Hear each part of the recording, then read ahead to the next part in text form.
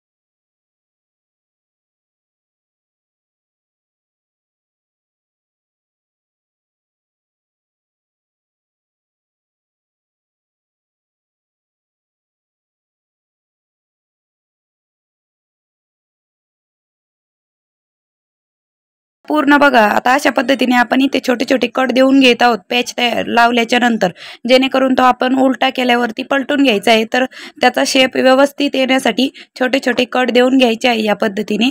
आणि अशा पद्धतीने आपल्याला हा पॅच पलटी मारून घ्यायचा आहे सुईच्या बाजूने। बघू शकता तुम्ही अशा पद्धतीने आपण पलटी मारून घेऊन व्यवस्थित त्यावरती स्टिचिंग करून घेत आहोत।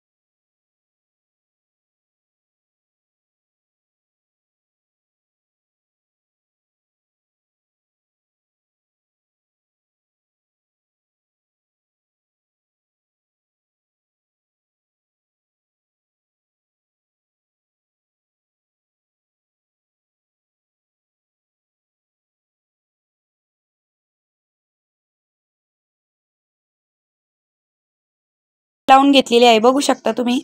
त्यावरती आपण व्यवस्थित टीप मारून घेत आहोत। व्हिडिओ शेवटपर्यंत स्किप न करता पूर्ण बघा। आवडला तर लाईक पण नक्की करा।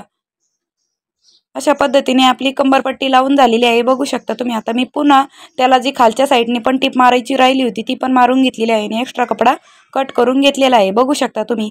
आता हा जो आपला मगाचाच पॅच मधले जे लेसचं कापड उरलेलं होतं काठाचं तेच इथे घेतलेलं आहे आपण। आणि हे पण आपण ब्लाऊज मधलाच काठाचा कपडा घेतलेला आहे पिसामधलाच। तर याचा आपण असा त्रिकोण करून घेणार आहोत। याचं कुठलंही मेजरमेंट नाही आहे, अंदाजेच चौकोनी कपडा कट करून घेतलेला आहे। आणि त्याचे आपण व्यवस्थित असे वेगवेगळे म्हणजे रंगाचे आपण इथे त्रिकोण तयार करून घेत आहोत। हिरवा एक आणि गुलाबी एक असे दोन रंगाचे मी त्रिकोण एकावर एक एकाड एक ठेवून व्यवस्थित तयार करून घेत आहे डिझाईन। व्हिडिओ कसा वाटला ते कमेंट बॉक्समध्ये नक्की कळवा आणि ब्लाऊज डिझाईन कशी वाटली तेही नक्की सांगा। तर अशा पद्धतीने आपण हे जे त्रिकोण तयार केलेले आहे ते व्यवस्थित मध्यभागी लावून घेत आहोत। तर त्या अगोदर मी इथे टाचणी लावून घेतलेली होती जेणेकरून आपल्याला स्टिचिंग करायला सोपं जातं।